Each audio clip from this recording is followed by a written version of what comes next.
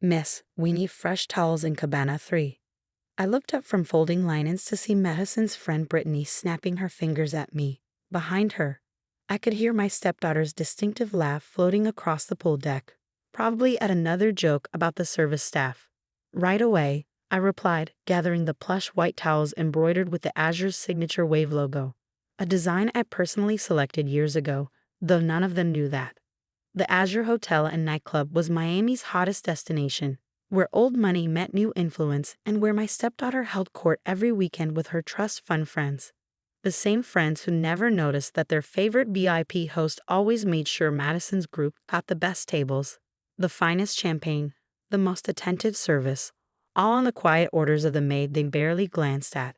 I made my way across the deck, dodging drunk socialites and wannabe influencers. The afternoon sun glinted off the infinity pool, where beautiful people posed for photos they captioned with #blessed and #luxurylife. My uniform, a simple gray dress with the Azure logo, made me invisible to them all. Madison's cabana was actually my favorite design, inspired by the beachfront villas I'd visited in Bali. She claimed it as her spot the day we opened, never knowing her stepmother had created it with her in mind. "Oh my God, Madison, I can't believe your dad married someone who cleans hotels," I heard Brittany stage whisper as I approached. "Like, doesn't he own half of Miami?" "You don't remind me." Madison rolled her eyes, adjusting her designer sunglasses. "She probably married him for the money, but joke's on her.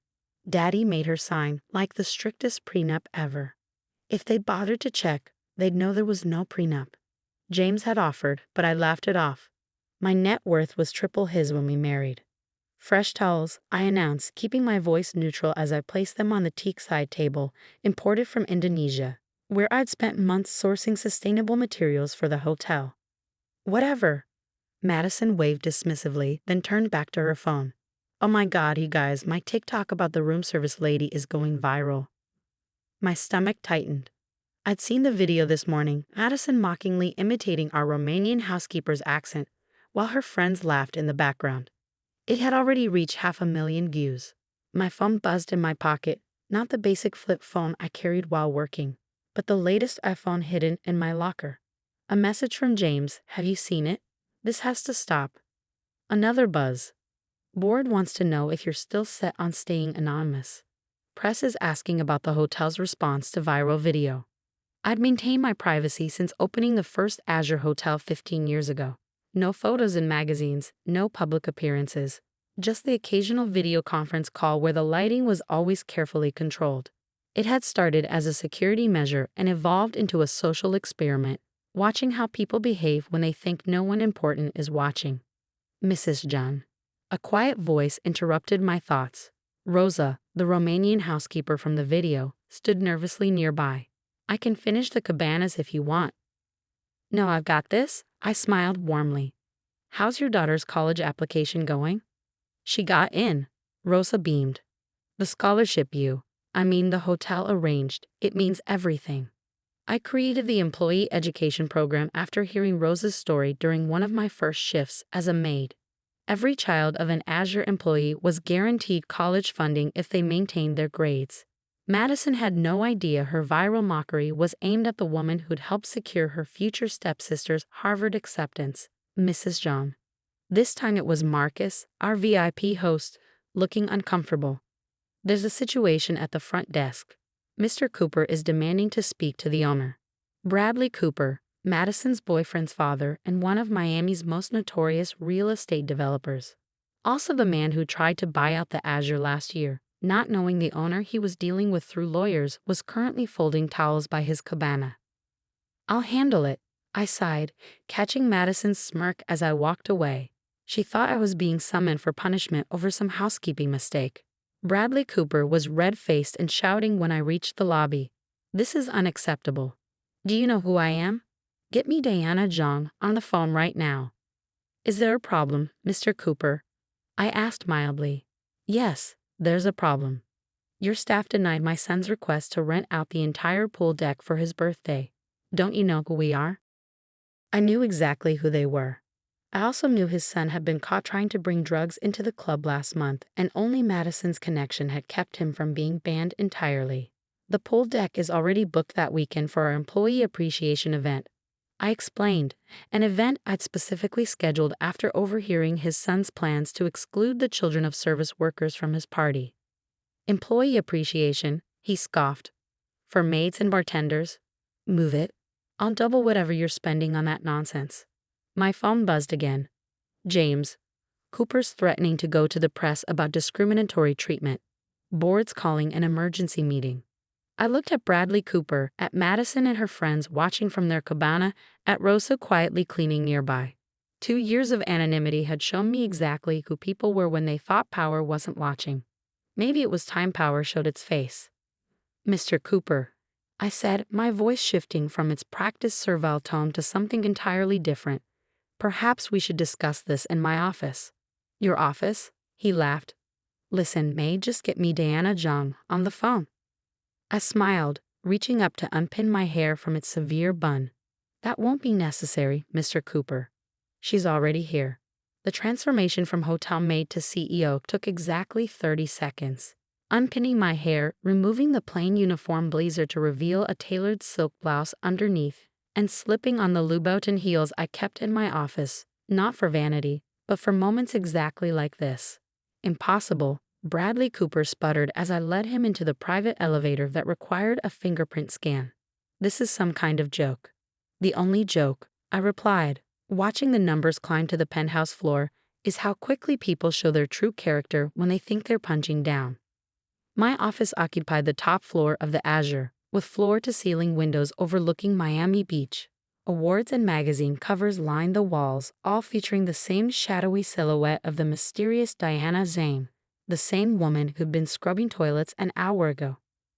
Please sit. I gestured to the Italian leather chairs facing my desk. Let's discuss why you think your son's birthday party takes precedence over my employees' families. Before he could respond, the door burst open. Madison stood there, still in her bikini, with Marcus, the VIP host, looking apologetic behind her. I'm sorry, Mrs. Zhang, he started. She insisted. It's fine, Marcus, I waved him away. I believe it's time for a family meeting anyway. Madison's face went through a series of expressions: confusion, disbelief, horror. As she looked around the office, her eyes finally landing on the largest magazine cover, Diana Zhang, the queen of luxury hospitality. No, she whispered. No. Yes, I said simply.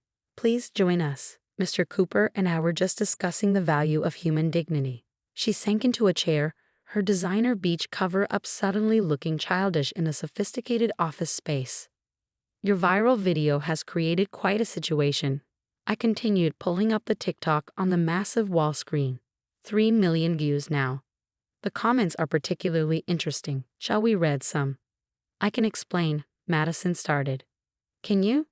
I cut her off. Can you explain why it's funny to mock someone who's worked here for 10 years? Who's put 2 children through college? Who speaks 5 languages? By the way, how many do you speak, Madison? Bradley Cooper cleared his throat. Mrs. Zhang, perhaps we could discuss my son's party another time.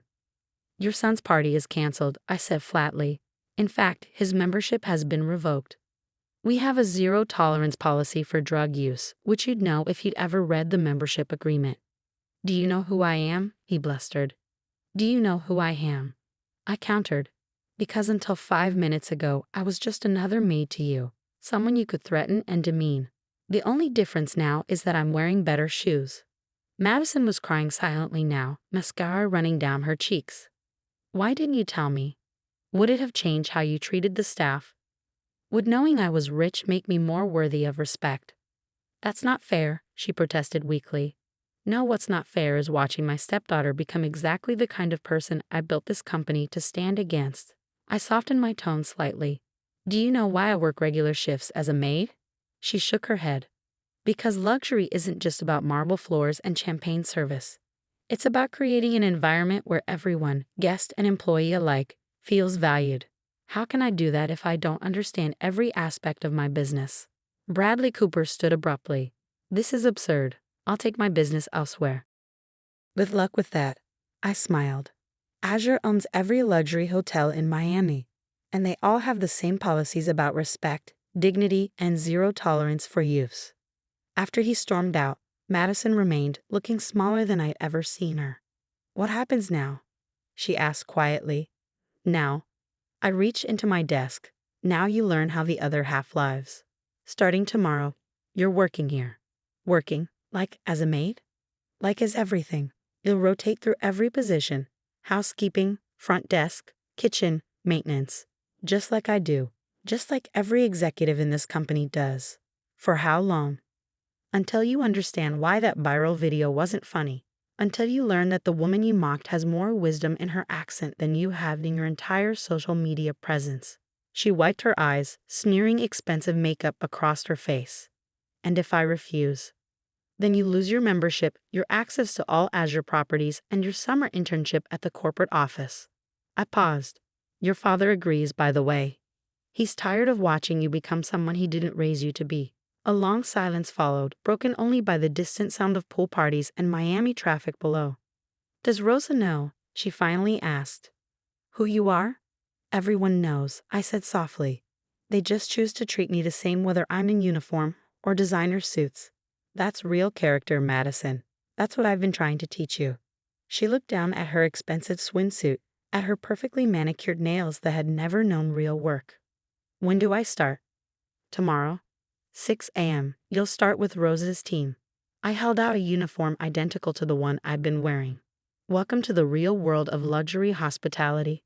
She took the uniform, fingers tracing the Azure logo she previously dismissed as beneath her. "One more thing," I added as she turned to leave. "That viral video, you're going to make a new one. Apologizing, explaining what you've learned, and announcing Azure's new anti-discrimination initiative, the one you'll be helping to develop from the ground up." "Yes, ma'am," she whispered, the first time she ever addressed me with respect. As she left, I looked out over Miami Beach at the string of Azure properties glittering along the coastline. Each one built on the principle that true luxury isn't about what you have, but how you treat others. 6 months later, I stood in the back of our largest ballroom, once again in my housekeeping uniform, watching Madison address the annual Azure Employee Appreciation Gala. "When I first started working here," she said to the gathered crowd, "I thought I was being punished. What I didn't realize was that I was being given the greatest gift of my life, the chance to learn what real dignity looks like." The audience, a mix of housekeepers, bartenders, managers, and executives, all in the same uniform, nodded in understanding.